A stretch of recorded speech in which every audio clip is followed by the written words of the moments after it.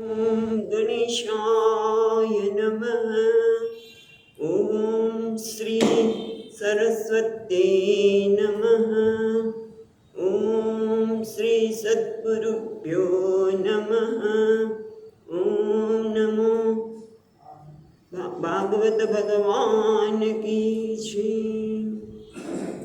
नमस्ते परमहंस स्वादित चरण कमल चिन्ह मकरंदाय भक्तजन मानस निवासाय श्रीरामचंद्राय वागीसायस्य वदने लक्ष्मी यस्य च वक्षसि यस्यास्ति हृदये संवित् तं नृसिंहमहं भजे। सच्चिदानन्दरूपाय विश्वोत्पत्त्यादिहेतवे तापत्रयविनाशाय श्रीकृष्णाय वयं नमः। नारायणं नमस्कृत्यं नरं चैव नरोत्तमं देवीं सरस्वतीं व्यासं ततो जयमुदीरयेत्। श्रीकृष्णाय वासुदेवाय हरये परमात्मने प्रणतक्लेशनाशाय गोविन्दाय नमो नमः। यं प्रवचन्तमनुपेत्य अपेतकृत्यं वैपायनो विहरकातराजुहाव। पुत्रेति तन्मयतया तरभोगिनेन्दुः तं सर्वभूतहृदयं मुनिमानतोऽस्मि। जन्माद्यस्य यतोऽन्वयादितरतः चार्थेष्वभिघ्नस्वराट् तेने ब्रह्महृदाय आदिकवये मुह्यन्ति सूरयः तेजो वारिमृदां यथा विनिमयो यत्र त्रिसर्गोऽमृषा धाम्ना स्वेन सदा निरस्तकुहकं सत्यं परं धीमहि। नमो भगवते तुभ्यं वासुदेवाय धीमहि प्रद्युम्नाय निरुद्धाय नमः संकर्षणाय च।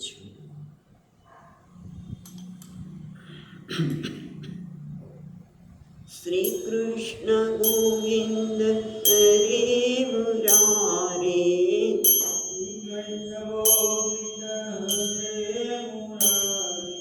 हे नाथ नारायण वासुदेव।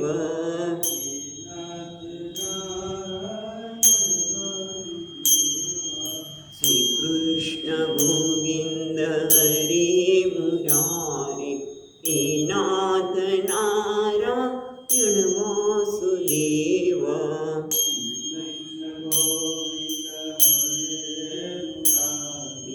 हे नाथ नारायण वासुदेव।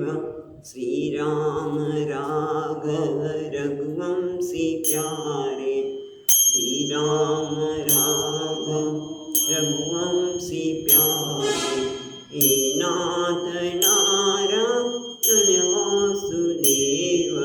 हे नाथ वासुदेव। श्री राम राघव रघुवंशी प्यारे श्री राम राघव रघुवंशी प्यारे हे नाथ नारायण वासुदेव। हे नाथ नारायण वासुदेव।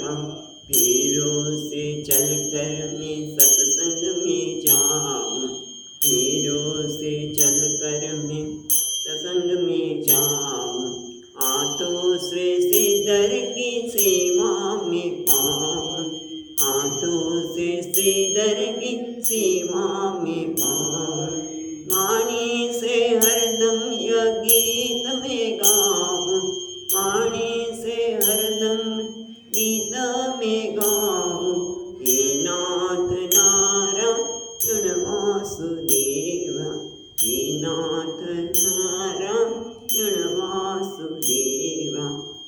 કૃષ્ણ ગોવિંદ હરે મુરારે.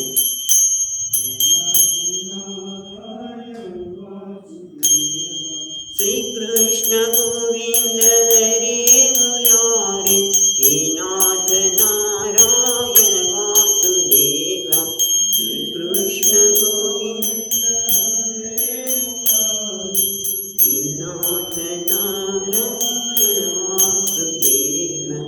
શ્રી કૃષ્ણ ગોવિંદ હરે મુરારે, હે નાથ નારાયણ વાસુદેવા. શ્રી કૃષ્ણ ગોવિંદ હરે મુરારે, હે નાથ નારાયણ વાસુદેવા.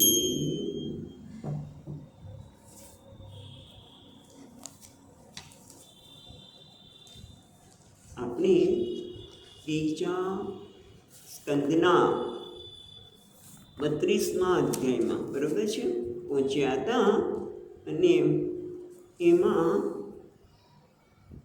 વ્યક્તિ જે પ્રકારના કર્મ કરે છે એ પ્રકારની એની ગતિ થાય છે એની વાત કરતા હતા કે મોટા ભાગના લોકો ધર્મ, અર્થ અને કામ, ધર્મનું પાલન કરે છે પણ શેના માટે?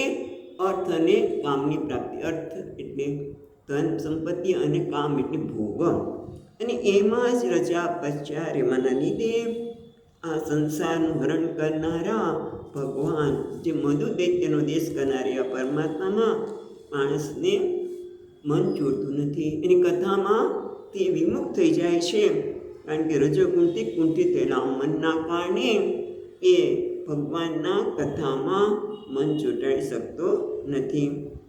અને શું કરે છે તો અચ્યુતની ભગવાનની કથા સુધા છોડીને એ વિષ્ઠા ખાનાર જેમ પેલો કીડો છે એમ આ પણ દુષ્ટ માણસોની સાથે કથા છોડીને એ કથાઓ સાંભળે છે. અને તેથી દેવથી ખરેખર આવા લોકો દયનીય છે, ખરેખર એના ઉપર દયા આવે છે. દેવથી નાશ પામેલા છે, દયનીય આવા લોકોને જોતા એમને દયા લાગે છે. પછી આપણે જોયું હતું કે કેટલાક લોકો એવા છે કે જે પોતે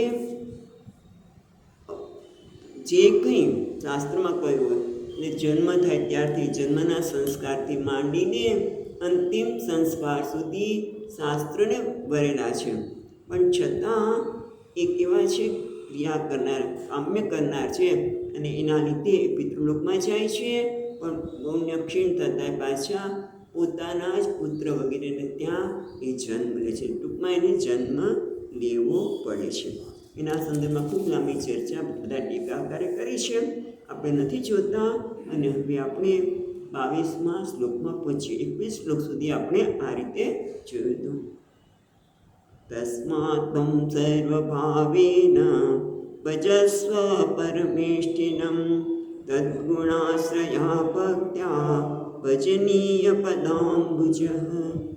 તસ્માત્ ત્વં એટલે તમે, હે માતા તમે, બસ આટલું કરો. તસ્માત્ ત્વં, કારણ કે આ બધા જ જે ધર્મ અને અર્થને, ધર્મનો ઉપયોગ કરે છે પણ છે ને અર્થ અને કામની પ્રાપ્તિ માટે, પણ માં તમે એવું નહીં કરતા, આ પાછા આબાના માર્ગમાં નહીં આવતા. પણ તસ્માત્ ત્વં સર્વભાવેન ભજસ્વ પરમેષ્ઠિનમ, માટે પરમેષ્ઠિનમ એટલે પરમેશ્વર, પરમેષ્ઠિનમ એટલે પરમેશ્વરને હે માતા સર્વભાવેન, બધા ભાવને અતિશય પ્રેમથી ભગવાનના તદ્ગુણાશ્રયા ભક્ત્યા ભજનીય પદામ્બુજઃ, તમે પરમેશ્વરને અતિશય પ્રેમથી તદ્ગુણાશ્રયા ભગવાનના ગુણનો આશ્રય લઈને જે ભક્તિ છે કેવા છે ભજનીય પદામ્બુજ, ભગવાનના ચરણો કેવા છે ભજનીય, જે ભજનીય છે, ભજન કરવા યોગ્ય છે, માટે સેવા યોગ્ય છે. ભજન કરવા, ભજનીય એટલે ભજન કરવા યોગ્ય છે અથવા તો સેવા યોગ્ય છે, તેવા ચરણ કમળવાળા પરમાત્માને તેમના ગુણનો આશ્રયવાળી ભક્તિથી તમે અતિશય પ્રેમપૂર્વક સર્વભાવેન અતિશય પ્રેમપૂર્વક હે માતા તમે ભજો. એટલે આપણને પણ કહે છે. અને પાઠ્ય કહે છે ભક્તિમાં જ્ઞાન અને વૈરાગ્ય સ્વતઃ આવે છે. એટલે ભક્તિ કરો તો બધું જ આવી જવાનું છે. આમ તો 8 શ્લોક. હવે પછીમાં આપણે 8 વસ્તુ ભક્તિ દ્વારા શું મળી શકે એ આપણને એક શ્લોકમાં ઘણું બધું કહી દે છે.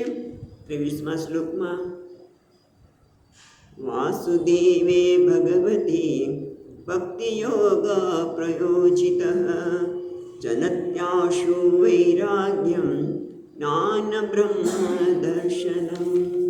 એટલે કે છે વાસુદેવે ભગવતી, ભગવતી એટલે ભગવાનનું સ્વરૂપ છે. 7મી વિભક્તિ. ભક્તિ યોગ પ્રયોજિત. હવે એનું કારણ કે વાસુદેવ ભગવાનમાં પ્રયોજિતમ એટલે પ્રયોજિત કરેલું, યોજી એટલે વાસુદેવ ભગવાનમાં જે ભક્તિ યોગ છે, વાસુદેવ ભગવતી એટલે 7મી વિભક્તિ છે. એટલે વાસુદેવ ભગવાનમાં જોડાયેલી ભક્તિ અથવા તો કરેલી ભક્તિ શું કરે છે? જનત્યાશુ એટલે જનતી આસુ એટલે શીઘ્રમ, વૈરાગ્યમ જ્ઞાન યદ બ્રહ્મ દર્શનમ. તે અવિલંબે, આસુ એટલે અવિલંબેન અર્થ શીઘ્ર, આસુ એટલે શીઘ્ર, અવિલંબેન જ્ઞાન અને વૈરાગ્યને જન્મ આપે છે. એ શેના માટે છે? યદ બ્રહ્મ દર્શનમ એટલે કે છે યદ બ્રહ્મ દર્શનમ, જે બ્રહ્મ એટલે પરમાત્માના બ્રહ્મ દર્શન એ વિશેષણ જે છે શું છે? તે જ્ઞાન, બ્રહ્મ દર્શન. તે જ્ઞાનથી સર્વભક્તિ, સર્વપ્રથમ ભક્તિના સામર્થ્યથી ભક્તિના સામર્થ્યથી જ્ઞાન અને વૈરાગ્ય શીઘ્ર પ્રાપ્ત થાય છે. અને એના પ્રતિક વિષયરૂપ જ્ઞાન બ્રહ્મ દર્શનમ એટલે બ્રહ્મનું દર્શન કરાવે અથવા તો બ્રહ્મ દર્શનમ એટલે જે જ્ઞાન બ્રહ્મ દર્શન રૂપ છે. એટલે હવે આગળ કહે છે જે જ્ઞાન થતાં બ્રહ્મ આવિર્ભૂત થાય છે. તે જ્ઞાન બ્રહ્મ દેવતા રૂપ જ છે, જે મનન વગેરે સાધન દ્વારા સંપન્ન થાય છે, સાક્ષાત્કાર થાય છે. આ બધું ન સમજાય તો ફરી વાર આપણે જોઈશું. પણ પહેલાં કહે છે કે વાસુદેવની ભક્તિથી 8 વસ્તુ થાય છે. કારિકા છે એમાં આ બતાવ્યું છે. શું છે? પેલું છે જ્ઞાન વૈરાગ્ય જનનમ. ભગવાનની ભક્તિ પેલું શું કરે છે? જ્ઞાન અને વૈરાગ્યની ઉત્પત્તિ કરે છે. પછી શું કરે છે? પરીક્ષા જ્ઞાન સંભવે. હવે ઉત્પત્તિ તો થાય છે, પણ જ્ઞાનની ઉત્પત્તિ માટેની જે પરીક્ષા છે એ પણ એના લીધે જન્મે છે. બીજું શું થાય છે? તતસ્થ નિરહંકાર. એના કારણે વ્યક્તિમાં અહંકાર જતો રહે છે, અહંકાર રહિત બની જાય છે. કારણ કે અહંકાર એટલો બધો હોય છે કે કઈ વસ્તુને પોતે એના માટે કેવું ગર્વ કરવું એક વસ્તુ છે, પણ અહંકાર કરવો. તમને ખબર છે હું શું છું, હું શું ભણેલો છું, મને બધી વસ્તુની ખબર છે. એ શું બોલે છે? ગર્વ નથી, અહંકાર છે. માટે એટલે અહંકાર રાહિત્ય એ જાણે છે કે મને જે કંઈ મારી પાસે છે એમાં મારું પોતાનું તો કંઈ નથી. કારણ કે કેટલા બધાના અનુગ્રહથી મને આ જ્ઞાન થયું છે, કેટલા બધા લોકોએ આમના પર કામ કરતા મને જ્ઞાન થયું છે, અને મને ભગવાને એ સમયે વ્યક્તિ પાસે પહોંચાડ્યો જેથી મને જ્ઞાન થયું. એટલે એ વ્યક્તિ કઈ બની જાય છે? અહંકાર રહિત. એની પાસે જે કંઈ છે એ પરમાત્માની કૃપા છે એવું જોવાના કારણે અહંકાર રહેતો નથી. જે કંઈ થાય છે મેં આના માટે આમ કર્યું એવું પણ ન વિચાર આવે, થઈ ગયું. કેમ કે ભગવાનની ઈચ્છા હતી માટે સહજ થઈ ગયું. આ ભગવાનને આપણો સ્વભાવ છે એ કોઈનું સારું, કોઈને દુઃખી જોઈએ એટલે મારાથી એના માટે પ્રાર્થના કે એના માટે કંઈક સારું થાય એવું થઈ ગયું. એ પોતે કંઈ કરતો નથી. આ બધું જ અહંકાર રાહિત્યમાં આવે છે. ક્યારે આવે? ભગવાનની ભક્તિ હોય તો પેલું જ્ઞાન અને વૈરાગ્યની ઉત્પત્તિ થાય. જ્ઞાનની પરીક્ષા આપણે ખબર પડે કે આ મારામાં જ્ઞાન ઉત્પન્ન થયું છે કે નહીં. અહંકાર રાહિત્ય આવે. ચોથું, જ્ઞાન એ જ પરબ્રહ્મ છે. ત્યારે મને ખબર પડે કે આ જ્ઞાન જ્યારે ઉત્પન્ન થાય ત્યારે ખબર કે જ્ઞાન એટલે શું? એ જ પરબ્રહ્મ છે. અને વૈરાગ્યનું મહાત્મ્ય સમજાય. વૈરાગ્ય થાય તે માટેની યુક્તિ પણ આપણે દેખાય. વૈરાગ્ય માટે આપણે વિચાર કરી શકીએ. યુક્તિ એટલે શું? તર્ક દ્વારા જાણી શકીએ કે ભાઈ આ વસ્તુ કોઈ વસ્તુ કાયમ રહેવાની નથી, તો કોના માટે એટલો બધો આસક્તિ કરે છે, અહંકાર કરે છે. એટલે એમાંથી શું થાય? વૈરાગ્ય થાય. એના માટે યુક્તિ દેખાય. તે માટે આ જગતની ઉત્પત્તિ અને વૈરાગ્યમાં સર્વ કંઈ છે તેવો નિશ્ચય થાય. એને નિશ્ચય થઈ જાય કે આ વૈરાગ્ય સિવાય કશું છે જ નહીં. જીવનમાં વૈરાગ્ય હશે તો હું બધી રીતે પરમ શાંતિ અનુભવી શકીશ. એટલે ટૂંકમાં અહીંયા શું કે છે? જનતી આશુ વૈરાગ્યમ જ્ઞાન યદ બ્રહ્મ દર્શનમ. વૈરાગ્યને જ્ઞાન થાય છે. અને જ્ઞાન કયા પ્રકારનું જ્ઞાન? કે જેનાથી પરમાત્માનું દર્શન થાય, એ પ્રકારનું જ્ઞાન થાય. આ બધી ચર્ચા શેના માટે કરી? ભક્તિઓ. જો એક જીવનમાં ભક્તિ આવી જાય તો બધું સહજતા થાય છે. પછી વૈરાગ્ય માટે પ્રયત્ન કરવો ન પડે. જ્યાં ભગવાનના દર્શન થયા હોય, ભગવાન સાથે એક થયા હોય, ભગવાનની લીલા, ભગવાનની કૃપા એ બધું દેખાય તો વૈરાગ્ય સહજ થાય કે નહીં? થાય જ. અહંકાર આવી શકે જ નહીં. હમણાં કેટલી ચર્ચા અહંકારની કરી. એ શક્ય જ નથી કે અહંકારને સ્થાન મળે અને આપણને વૈરાગ્યનું મહાત્મ્ય પણ સમજાય. અને વૈરાગ્યથી જ આ જીવનમાં જે કાંઈ શાંતિ છે, જે કંઈ આનંદ છે એનું કારણ છે વૈરાગ્ય. જ્યાં આસક્તિ આવે એટલે મન વિક્ષેપ થવાનું છે. નાનકડી માટે મન વિક્ષેપ થઈ જાય છે. ભગવાનનું નામ લેતા એકદમ મોબાઈલ યાદ આવે. એટલે ભજન ગાતા ભજન એક બાજુ રહી જાય અને આપણે મોબાઈલમાં મસ્ત થઈ જાય. કેટલું બધું ઓલું છે ને. એટલે આ વૈરાગ્ય હોય તો મનમાં શાંતિ હોય, હરિભજન થાય, સાતત્ય ભગવાનના જન્મે. નહીંતર આપણે ક્યાંક અટવાય છે. અને એટલા માટે ભગવાનની ભક્તિ અતિ ઉત્તમ છે એની વાત કર્યા પછી હવે આપણે આગળ કહે છે જ્ઞાન અને વૈરાગ્ય ભક્તિથી કેવી રીતે જાગૃત થાય છે. 24મા શ્લોકમાં, 3જો અધ્યાય, 3જો સ્કંદ, 32મો અધ્યાય, 24મો શ્લોક.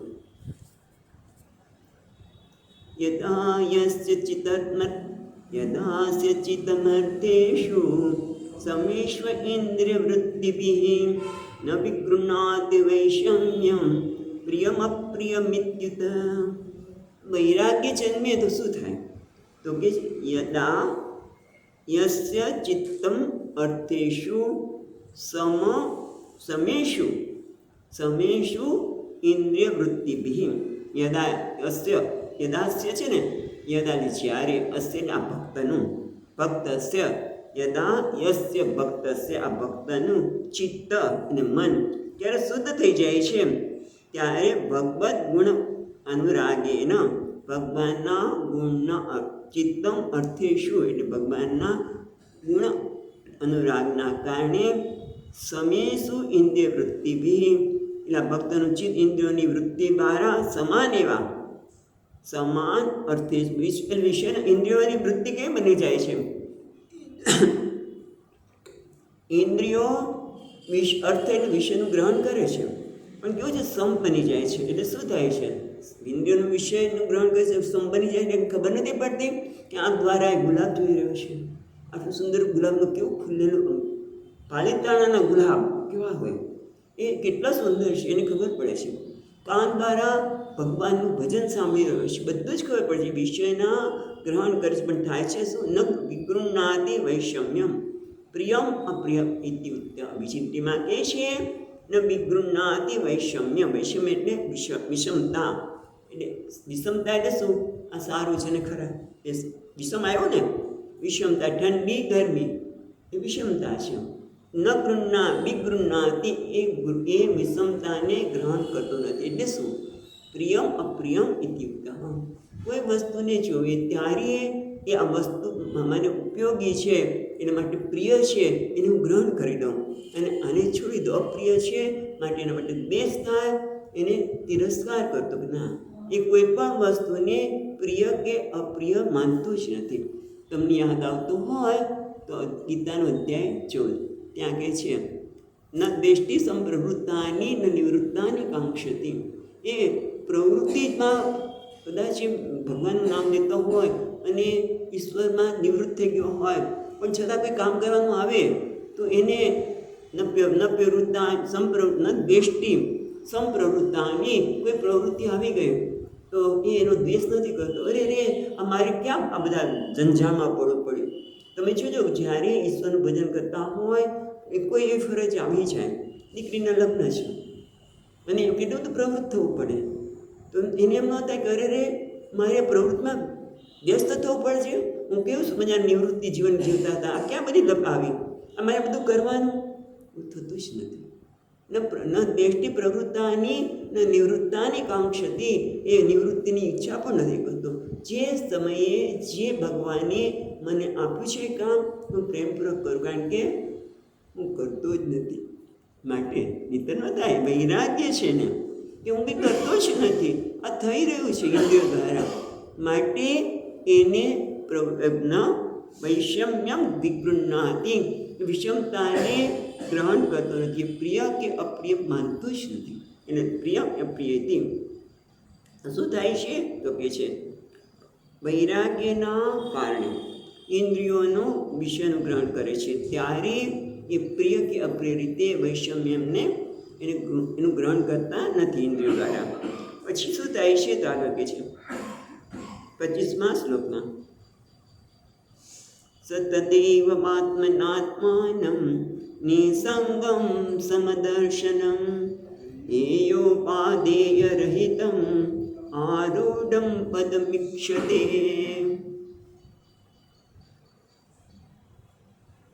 સતદેવમાત્માનં, ત્યારે તદેવ, ત્યારે એ શું કરે છે, તદેવ ત્યારે એ, આત્મના આત્માનમ, સમદર્શનમ પદમ ઈક્ષતે. છેલ્લો શબ્દ છે પદમ ઈક્ષતે. પદમ એટલે વ્યવસ્થિતમ આરૂઢમ. પદમ એટલે જેમાં આરૂઢ થયું છે, કયા પરમાનંદ અહમ ઇતિ નિશ્ચિત્ય. ભાઈ આપણે પછી જોઈએ, બહુ સુંદર શબ્દ છે પદમ ઈક્ષતે, પણ એ પહેલાં આપણે જોઈએ તો તદેવ આત્મના આત્માનમ, ત્યારે એ આત્મના, આત્મના એટલે મન વડે, અંતઃકરણ વડે, આત્મના ત્રીજી વિભક્તિ, આત્માનમ જે આત્મા કેવો છે, સપ્રકાશમ ઈક્ષતે. ત્યારે આ વૈરાગ્યના કારણે એ આત્માને જે સ્વપ્રકાશ છે એ જુએ છે. એટલે કે જે સ્વપ્રકાશ આત્માને જુએ છે. આત્મા કેવો છે તો કે છે નિસંગમ સમદર્શનમ. બરોબર, આત્મા કેવો છે, સર્વસંગથી રહિત. નિસંગ એટલે જેને કોઈની સાથે સંગ નથી, એટલે આસક્તિ નથી, જોડાણ નથી, એટલે કે આસક્તિ નથી. બધા સાથે બોલે છે પણ કેવો છે, બધાની સાથે પ્રેમનો વ્યવહાર છે, ક્યાંય આસક્તિનો વ્યવહાર નથી. નિસંગ સમદર્શન એટલે પરમાત્મા જે સંગથી રહિત છે, તે નિસંગ છે, એ આત્માને જુએ છે. અને સંગથી જ વૈષમ્ય ઉત્પન્ન થાય. નિસંગપણાનું કારણ શું છે એ પણ આપણે કહીએ છીએ, પણ જ્યાં સંગ હોય ત્યાં વૈષમ્યતા આવે, જ્યાં નિસંગતા હોય ત્યાં વિષમતા આવે નહીં. એના પ્રિય છે ને અપ્રિય છે, અમારે કરવું જોઈએ, અમારે કરવું ન કરવું કંઈ નહીં. જ્યાં ભગવાને જ્યારે આપ્યું છે હું કરું છું. નિસંગપણાનું કારણ કે છે તજવા હેયો પાદે રહિતમ. બીજી રીતમાં કે નિસંગતાનું કારણ શું છે, હેયો પાદેય રહિતમ. હેય અને હેય એટલે ત્યાગ કરો, ઉપાદે એટલે ગ્રહણ કરવું. એનાથી એનું મન રહિત થઈ જાય છે કે આ પકડી રાખવું અને છોડી દો, અમારે જોઈએ જ છે, આના વગર નહીં ચાલે, કશું થતું નથી. અને એટલે સુધી એકદમ અચાનક યાદ આવ્યું કે એટલું મન થઈ જાય છે કે હેય એટલે આ ગ્રહણ કરવું છે, લોકો શું કહેશે એનો ભય પણ એનામાંથી જતો રહે છે. હે ઉપાધિમાં આવે જ ને, હે એટલે મને ગ્રહણ કરવું, કરી આમને કરતું શું થશે, બધા તેનું મન વિશ્રામ પામે છે. હેય ઉપાધિ, લોકો શું કહેશે એ પણ વિચાર, બસ આ સમયે મારું આ કર્તવ્ય છે માટે કરું છું. કોઈ પ્રતિક્રિયા વગર રહિત બની જાય છે. હે ઉપાદે રહિતમ આરૂઢમ પદમીક્ષતે. અને એના કારણે હેયોપાદે ન હોવાને લીધે એ આરૂઢ થાય છે. કેમાં? પદમ ઈક્ષતે. પદમ ઈક્ષતે એટલે પદમ એટલે અહીંયા નિશ્ચય પામેલો. પદમનો અર્થ કે નિશ્ચય પ્રાપ્ત નથી. એ પદમનો અર્થ નિશ્ચય પ્રાપ્ત કર્યું છે. એમાં પરમાત્મા કે હું પરમાનંદ સ્વરૂપ છું એમાં એ નિશ્ચય પામે છે. તમે જો ભક્તિથી જ્ઞાન અને વૈરાગ્ય આવ્યા, એના કારણે ઇન્દ્રિયોમાં સમાનતા આવી, મનમાં નિશંકતા આવી, બુદ્ધિમાં વૈરાગ્ય છે, માટે એ હે ઉપાધિ રહેતું નથી. અને એના કારણે છેવટે એ હું પરમાનંદ સ્વરૂપ છું એમાં એ સ્થિત થાય છે.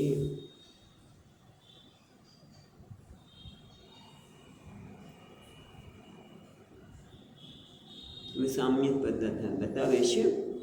સમાન એવા સર્વ પદાર્થમાં એ છે ને સમદર્શન એ વસ્તુને અહીંયા વિસ્તારથી પછીના શ્લોકમાં સમજાવે છે. 26મો શ્લોક. જ્ઞાનમાત્રં પરબ્રહ્મ પરમાત્મેશ્વર પુમાન દૃશ્યાદિભિ પૃથક ભાવૈ ભગવાનેક ઈયતે. એટલે કે છે જ્ઞાન માત્ર પરબ્રહ્મ, જ્ઞાન માત્ર એવ પરબ્રહ્મ આદિ શબ્દ પ્રસિદ્ધમ. ભગવાન કેવા છે તો પરબ્રહ્મ એ જ્ઞાન સ્વરૂપ છે. ચિન્મય શબ્દ તમે સાંભળ્યો હોય તો ચિન્મય અથવા જ્ઞાન સ્વરૂપ પરબ્રહ્મ છે. જ્ઞાન માત્ર પરબ્રહ્મ પરમાત્મા ઈશ્વર પ્રમાણ. એટલે જ્ઞાન સ્વરૂપ પરબ્રહ્મ કેવા છે? પરમાત્મા છે, ઈશ્વર છે, પુરુષ સેવા ભગવાન મહારાજ. દૃશ્યાદિભિ પૃથક ભાવૈ ભગવાન એક યતે. દૃષ્ટાદિ એટલે શું? દૃશ્યાદિ એટલે દૃશ્ય. દૃશ્ય કહીને શું આવે? દૃશ્ય એટલે જ્ઞાનનો વિષય. તો દ્રષ્ટાવાનો છે. દૃશ્ય ક્યારે કહી શકીએ કોઈ વસ્તુને? હું સાક્ષી છું એવું ક્યારે કહી શકીએ? જ્યારે સાક્ષ્ય પદાર્થ હોય ત્યારે. જ્યારે દ્રશ્ય કહીએ ત્યારે દ્રષ્ટા હોય ત્યારે. દ્રષ્ટા, દ્રશ્ય, પછી આદિમાં ઇન્દ્રિયો, કારણ કે ઇન્દ્રિયો દ્વારા બધી વસ્તુની ગ્રહણ થાય છે. એટલે દ્રષ્ટા, દ્રશ્ય, ઇન્દ્રિયો વગેરે ભિન્ન ભિન્ન ભાષે છે, પણ માત્ર જ્ઞાન સ્વરૂપે સર્વ સમાન છે એવો અર્થ થાય છે. પણ ભગવાન એક ઈર્યતે, ભલે દ્રષ્ટા, દ્રશ્ય, ઇન્દ્રિયો બધી જુદી જુદી લાગે છે, પણ બધી કેવી છે? જ્ઞાન રૂપે એક જ છે. કેવી રીતે આપણે જોઈએ હમણાં બહુ સુંદર સમજાવે છે ટીકાકાર કે જ્ઞાન સ્વરૂપ ભગવાન પરબ્રહ્મ વગેરે શબ્દોથી જે પ્રસિદ્ધ પરબ્રહ્મ, પરમાત્મા, ઈશ્વર, ઉમા. એટલે જ્ઞાન સ્વરૂપ પરમાત્માને બધું કહેવાય. કોઈ કે એને એમ કહેવાય ઈશ્વર, કોઈ કે ભગવાન, કોઈ કે પરમેશ્વર, કોઈ કે પુરુષ, ઉમાન એટલે પુરુષ. તો બધું કોના માટે જાય છે? એક જ પરમાત્મા માટે. હા, એ રીતે અહીંયા કહે છે કે દ્રશ્ય, દ્રષ્ટા, ઇન્દ્રિય વગેરે ભલે ભિન્ન ભાષે પણ માત્ર જ્ઞાન સ્વરૂપે સર્વ સમાન પદાર્થમાં છે એમ થાય છે. અહીં બ્રહ્મ નિરાકાર હોવાથી અદૃશ્ય સ્વરૂપ છે, પરમાત્મા પણ નિરાકાર હોવાથી અદૃશ્ય સ્વરૂપ છે. પણ જે નિર્ગુણ બ્રહ્મની વાત કરે છે, પણ કેટલા લોકો સાકાર બ્રહ્મની ધ્યાન કરતા હોય તેના માટે પણ કહે છે ભાગવતમાં આગળ આવી ગયું તે પ્રમાણે બીજા સ્કંદમાં કેટલાક મનુષ્ય પોતાના દેહમાં રહેલા હૃદયાકાશમાં શંખ, ચક્ર, ગદા, પદ્મ ધારણ કરનારા ચતુર્ભુજ એવા પરમાત્માનું સ્મરણ કરે છે, ધારણા કરે છે. એટલે તમે જે રીતે જુઓ ત્યારે તમે નિર્ગુણ બ્રહ્મ જ્ઞાન સ્વરૂપ છો કે આ ચતુર્ભુજ વિષ્ણુ ભગવાને પોતાના હૃદયમાં જોઈએ તેમ કે શ્રુતિમાં કહ્યું છે એ પ્રમાણે સહસ્ર શિરસા પુરુષો એટલે વિરાટ પુરુષ એ બધા કેટલાક મતે ભગવાન સાકાર હોવાથી દૃશ્ય છે, ભગવાન બ્રહ્મ છે અને પરમાત્મા હોવાથી અદૃશ્ય છે. હવે એ તો બરાબર છે, પણ અવતાર કાળમાં એ દૃશ્ય અથવા તો અન્ય સમયે દ્રશ્ય અને અદૃશ્ય થાય છે. દ્રશ્ય અને અદૃશ્ય માટે અહીંયા ભગવાન માટે પણ કહ્યું કે ભગવાન જ્યારે નિરાકાર તરીકે જોઈએ ત્યારે અદૃશ્ય છે, જ્યારે સગુણ જોઈએ ત્યારે દૃશ્ય છે. એટલે તે છે બ્રહ્મ રૂપ વિષ્ણુનું પ્રાકૃત સ્થાન અતિ ઉત્તમ છે. ત્યાં અવ્યક્ત રૂપે જ આ બ્રહ્મ રહે છે. બ્રહ્મ વિષ્ણુ ભગવાન અને બ્રહ્મ જુદા નથી. ઘણી વખત વિષ્ણુ કહીને કોણ? વિષ્ણુ જ બ્રહ્મ છે, પણ જ્યારે અવ્યાકૃત ત્યારે બ્રહ્મ છે, અવ્યક્ત રૂપે હોય ત્યારે અને વ્યક્ત થાય ત્યારે જગતના પતિ વિષ્ણુ છે. હવે એના માટે બીજી પણ સરસ વાત કરે છે.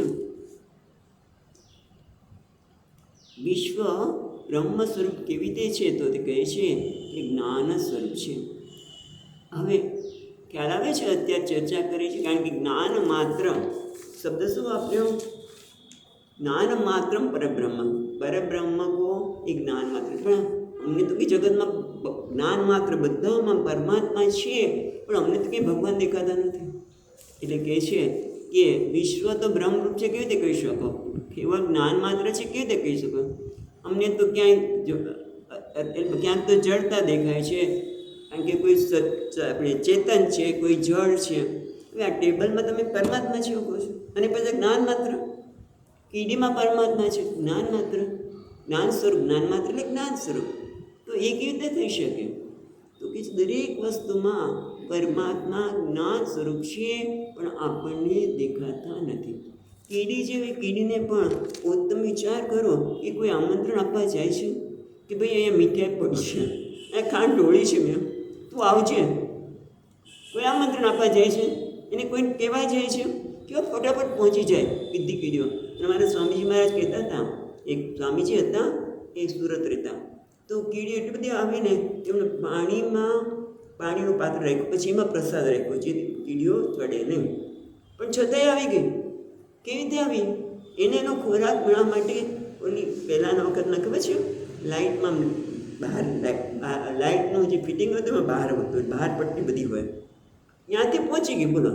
અને બધા એ ખાલી કીડી જેવી સાવ નાનકડું પ્રાણીમાં પણ બુદ્ધિમત્તા દેખાય. વિચાર કરો, વૃક્ષોમાં પણ આપણે એમ વૃક્ષમાં કઈ બુદ્ધિમત્તા છે? સૂર્યમુખીનું ફૂલ સૂર્ય તરફ કેમ ફરી જાય છે? અથવા તો જ્યાં પ્રકાશ આવે એ બાજુ કેમ વૃક્ષો ઢળે છે? કોણે એને કીધું તમે જાઓ ત્યાં? એ શું બતાવે છે? બુદ્ધિમત્તા. અને બુદ્ધિમત્તા કોની છે? ભગવાનની. અને જ્યાં ત્યાં જગતમાં પરમાત્મા જ બિરાજમાન છે. તમે વિચાર કરો, પરમાત્મા દર્શન કરવા એટલે શની બુદ્ધિમત્તાના દર્શન કરવા, એ જ્ઞાન સ્વરૂપના દર્શન કરવા. એટલે કહે છે કે જ્યાં ક્યાંય તમે જુઓ તો ક્યાંય જડતા છે જ નહીં. પરમાત્મા જ પરબ્રહ્મ, પરમાત્મા જ બધે જ રહેલા છે.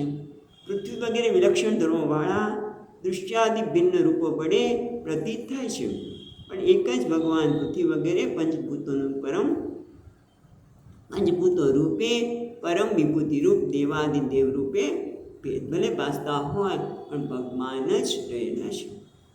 હવે એક બીજો સુંદર વાત કહે છે કે ભગવાન જ બધે રહેલા હોય. તમે કહો છો બધે જ્ઞાન સ્વરૂપ પરમાત્મા છે. હા, તો પ્રશ્ન એક થાય છે કે આત્મા એકમાત્ર જ્ઞાન સ્વરૂપ હોવાથી જ્ઞાન તો નિત્ય પ્રાપ્ત છે, તો પછી અનેક આ સાધના અને બધી કરવાની શું જરૂર? સાધનોથી સાધવા યોગ્ય દ્વારા એને પ્રાપ્ત કામ કરવો જોઈએ? તો કેમ સાધનાની જરૂર છે? એવું થયું ને એને અર્થ. જો પરમાત્મા જ હોય, એ જ્ઞાન સ્વરૂપ છે, તો એ જ્ઞાન તો નિત્ય છે, એટલે નિત્ય જ્ઞાન સ્વરૂપ છે, નિત્ય પ્રાપ્ત જ છે. પરમાત્મા નિત્ય પ્રાપ્ત હોય તો પ્રાપ્ત કરવાની શી જરૂર? સાધનાની શી જરૂર? તો એના માટે કહીશું 27મા શ્લોકમાં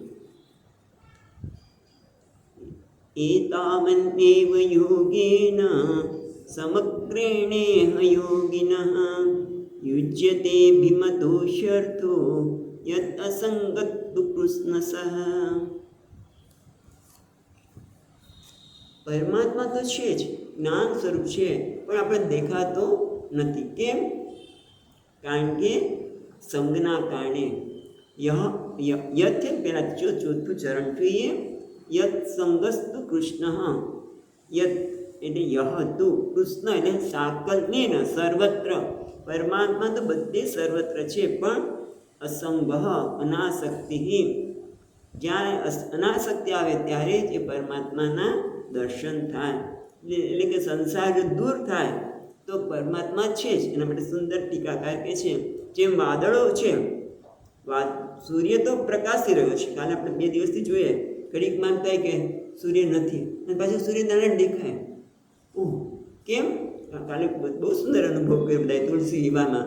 હમણાં તે કે વરસાદ આવશે, વાદળ આવી જાય, સૂર્યનારાયણ દેખાય, પાછા દેખાય. એટલે કે વાદળ, સૂર્ય તો છે જ, પણ વાદળથી સૂર્ય ઢંકાઈ ગયો છે. બરાબર? જે વાદળ દૂર થાય, સૂર્યના દર્શન થાય. એમ આત્મા નિત્ય પ્રાપ્ત છે, નિત્ય સિદ્ધ છે, પરંતુ સ્વરૂપના અજ્ઞાનથી, અજ્ઞાનના કારણે સંગ થવાથી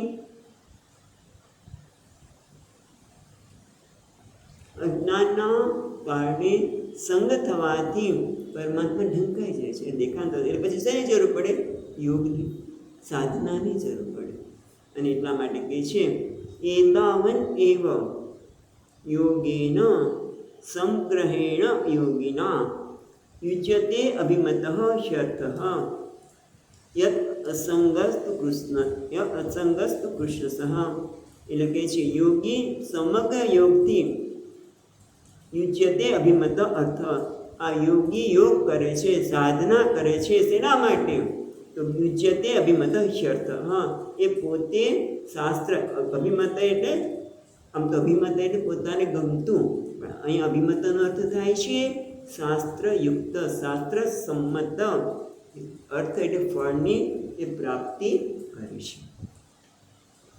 યોગી સમગ્ર યોગથી પ્રિય એવું ફળ આટલું જ છે કે એને શાસ્ત્રમાં જે કહે છે કે પરમાત્મા સર્વત્ર છે, એનું એ પ્રાપ્તિ માટે જ એને કરે છે. ટૂંકમાં આ બધી સાધના શા માટે કરવાની? તો સાધનાની પાછળનો હેતુ એટલો જ છે કે અજ્ઞાનના લીધે જેમ પરમાત્મા નિત્ય પ્રાપ્ત છે, પણ અજ્ઞાન લીધે સંસારમાં એટલા અટવાઈ ગયા છે. એટલે આ યોગ દ્વારા આ સંસારમાંથી નિશંક થયા, અસંગ થઈએ તો પરમાત્માનું દર્શન થાય. સૂર્યનારાયણ છે પણ વાદળ હટવા જ જોઈએ ને, વાદળ હટે તો પરમાત્માનું દર્શન થાય. પણ જોજો પરમાત્માના દર્શન થતા નથી. પણ જ્યારે મન બધાથી અસંગ થઈ જાય ત્યારે પરમાત્મા જે શાંત સ્વરૂપ, ઘણા લોકો શાંતિનો અનુભવ કરતા હોય, ઘણા લોકો પ્રેમનો અનુભવ કરતા હોય, પરમાત્મા જ છે, બીજું કોઈ નથી. પણ એ પરમાત્મા એટલું સીમિત નથી. સામે બેઠી બેન છે એટલે મને આ બધું યાદ આવે છે કે ત્યારે તમારે એને જે શાસ્ત્ર દ્વારા જાણ્યું છે એનો વિસ્તાર કરવો પડે. ક્યારેક પછી વાત કરીશું.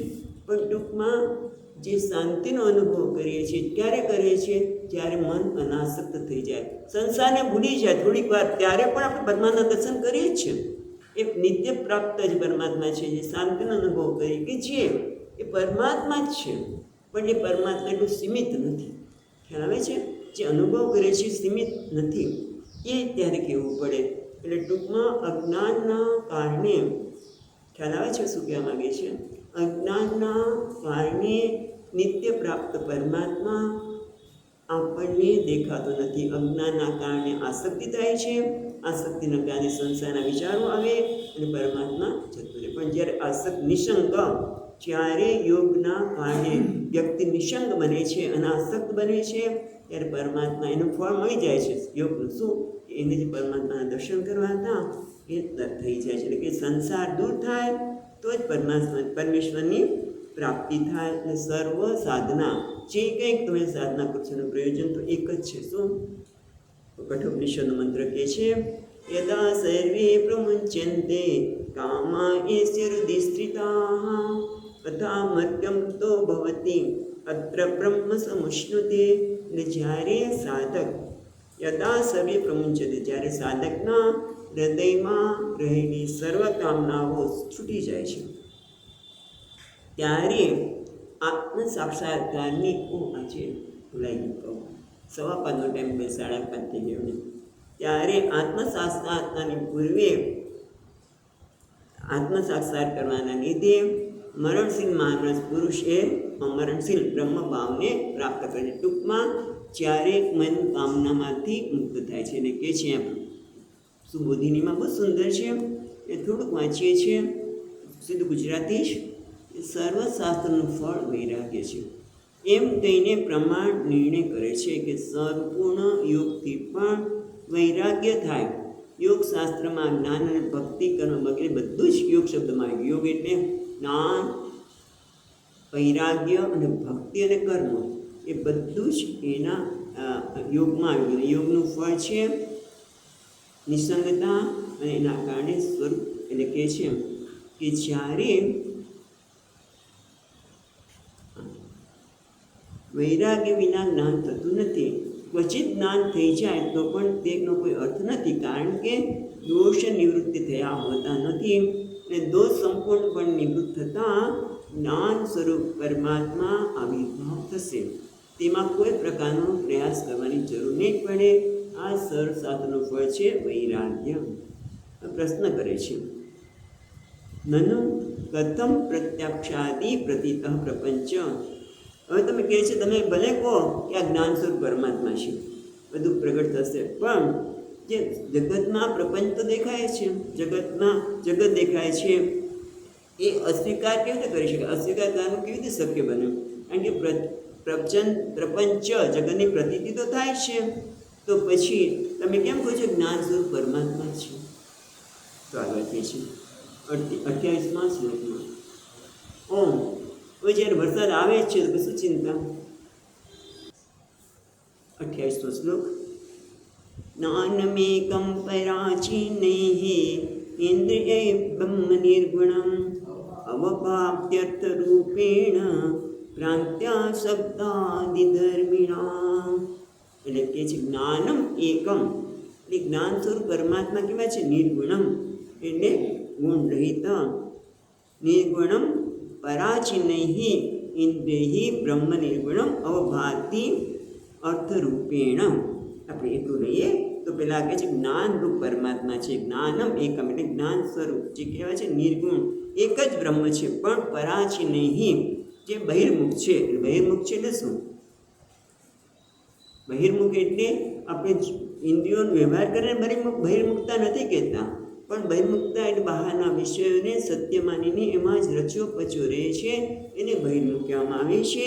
એટલે બહિર્મુખ ઇન્દ્રિયો દ્વારા, અને ઇન્દ્રિયો હંમેશા કીધું ને પરાંચિકાની વ્યગ્રણ સ્વયંભૂ, ઇન્દ્રિયોને બહિર્મુખ જ બનાવે છે, એ વિષયનું જ ગ્રહણ કર્યો, પણ એ વિષયનું ગ્રહણ કરે છે ત્યારે એને શું થાય છે? જુદા જુદા તમે વિષયનું ગ્રહણ કરી, આંખ દ્વારા તમને રૂપનું ગ્રહણ થાય, કાન દ્વારા શબ્દનું ગ્રહણ થાય, બધા જુદા જુદા દેખાય ને, તો જુદા જુદા છે તો એક કેવું થાય? એટલા માટે અહીંયા કહે છે પણ બ્રહ્મ ભલે જુદા જુદા ભાષે પણ તે બ્રહ્મ જુદા નથી, એમ અહીંયા કહે છે. કેવી રીતે? એના માટે દ્રષ્ટાંત વધારે સારું છે. એટલા માટે આ બધી ચર્ચા કરે છે કે જો ભગવાન એક જ હોય તો જ્યારે ભગવાન મત્સ્ય વગેરે અવતાર ધારણ કરે છે ત્યારે તો અનેક થયા કે નહીં? જો ભગવાન એક જ હોય તો અનેક થયા કે નહીં? તો પેલા માટે એના માટે સાવ સરળ દ્રષ્ટાંત જોઈએ તો, જેમ એક જ વ્યક્તિ છે,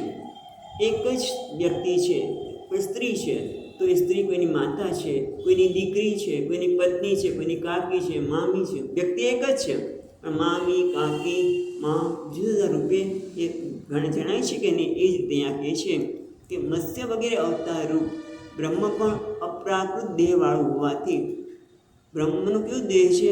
આપણા જેવું પંચમહાભૂતનું દેહ નથી, અપ્રાકૃત દેહવાળું હોવાથી મુમુક્ષુને જાણવા યોગ્ય છે, અન્યથા જોવાથી ઘોર અંધકાર જ છે.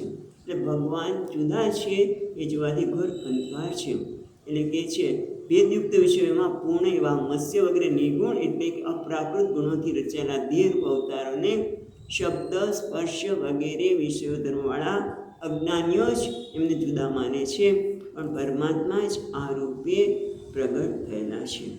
એક જગ્યાએ કહ્યું છે કે મત્સ્ય, કુર્મ વગેરે રૂપો ભગવાન વિષ્ણુના એકમાત્ર જ્ઞાન સ્વરૂપ છે, પરંતુ જેઓ ભૌતિક માને છે તેઓ તો ઘોર અંધકારમાં જ જાય છે. એક શ્લોક જોઈ લઈએ, ઉદાહરણ દ્વારા સમજાવે છે. બે ઉદાહરણ આપે છે.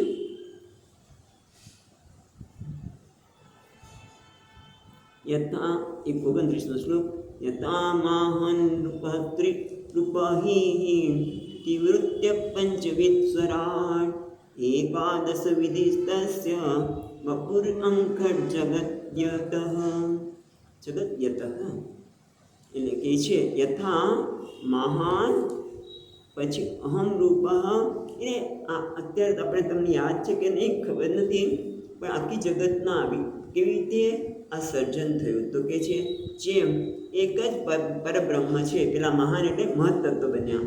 મહત્તત્વમાંથી અહંકાર, 3 પ્રકારનો અહંકાર છે, વૈકારિક, સાત્વિક, રાજસિક અને તામસિક 3 અહંકાર. પરબ્રહ્મમાંથી પહેલા મહત્તત્વ બન્યું, મહત્તત્વથી અહંકાર, 3 પ્રકારનો થયો. એટલે કે છે યથા મહાન, પછી અહન રૂપ ત્રિવૃત્ય એટલે 3 પ્રકારનો અહંકાર. તેમાંથી પંચમહાભૂત એટલે 5 પૃથ્વી, પૃથ્વી, જળ, વાયુ, અગ્નિ, વાયુ અને આકાશ. પછી એમાંથી 11 ઇન્દ્રિયો, આ બધું જ થયું. પણ એ કહે છે વપુ અખંડ જગત યતઃ, જે સ્વરાટ સ્વયં પ્રકાશ સમષ્ટિરૂપ જે વિરાટ પુરુષ છે એનું જ આ વિરાટ પુરુષ જ આ બધા રૂપે ભાસે છે. એટલે કહે છે જેમ એક જ પરબ્રહ્મ મહત્તત્વ બન્યું, પછી અહંકાર 3 પ્રકારના અહંકાર બન્યા, પછી પંચમહાભૂત રૂપે પ્રગટ થયા, પછી 11 ઇન્દ્રિયો રૂપે પ્રગટ થયા. એ સ્વરાટ સ્વયં પ્રકાશ સમષ્ટિ જીવ રૂપે એટલે વિરાટ પુરુષ એ જ આ જગત રૂપે બન્યા છે. એટલે એક જ અનેક રૂપે ભાસી શકે છે, એક જ અનેક રૂપે ભાસી શકે છે. તો પછી મનુષ્ય આવું કેમ નથી કરતા? તો કે છે 30મો શ્લોક, એતદ્ વૈ શ્રદ્ધયા ભક્ત્યા યોગાભાસેન નિત્યસઃ સમાહિત્વા નિસંગો વિરક્તા પરિપશ્યતિ.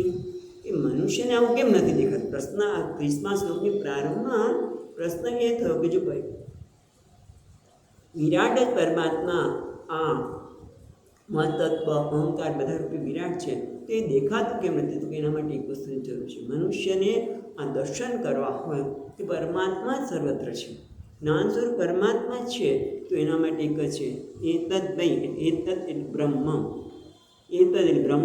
ખરેખર જો દર્શન કરાય તો શ્રદ્ધા, ભક્તિ, યોગનો અભ્યાસ, હંમેશા નિત્ય એટલે નિત્ય શ્રદ્ધા. કારણ કે આપણી શ્રદ્ધા ક્યારેક દગી જાય છે, કંઈક ઘટના એવી ઘટે તો આપણે શ્રદ્ધા દગી જાય. એટલે શ્રદ્ધા, ભક્તિ, યોગાભ્યાસ, પછી શું છે નિત્ય સમાહિત અને સંગો વિરક્ત્યા એટલે વૈરાગ્ય. સમાહિત એકાગ્રચિત દ્વારા નિશંક બને મનુષ્ય થઈ જાય તો સર્વત્ર એ પરમાત્માના દર્શન કરી શકે. આપણને નથી દેખાતા તો એના માટે શું કરવું પડે? શ્રદ્ધા. એના માટે શ્રદ્ધા સૂક્ત છે. જો શ્રદ્ધા ન હોય તો એને શ્રદ્ધા સૂક્તનો પાઠ કરો તો શ્રદ્ધા આવે. શ્રદ્ધા, ભક્તિ, યોગનો અભ્યાસ અને વૈરાગ્ય અને એકાગ્રચિત્ત થાય તો ભગવાન નિસંગ મન બને. ભગવાન જ્ઞાન સ્વરૂપ છે, એના સર્વત્ર દર્શન થઈ શકે. આપણે અટકીએ છીએ, મારો વરસાદ અટક્યો છે માટે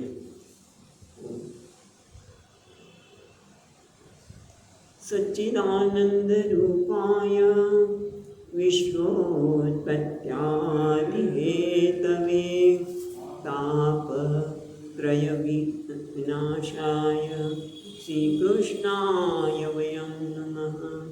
યં પ્રવચन्तમનુપેત્ય અપેતકૃત્યં વૈપાયનો વિહરકાતર આજુહાવ પુત્રેતિ તન્મયતયાતરવો વિનેન્દુઃ तं સર્વભૂતહૃદયં મુનિમાનતોऽસ્મि. શાંતિ શાંતિ શાંતિ. હરિ ઓમ. શ્રી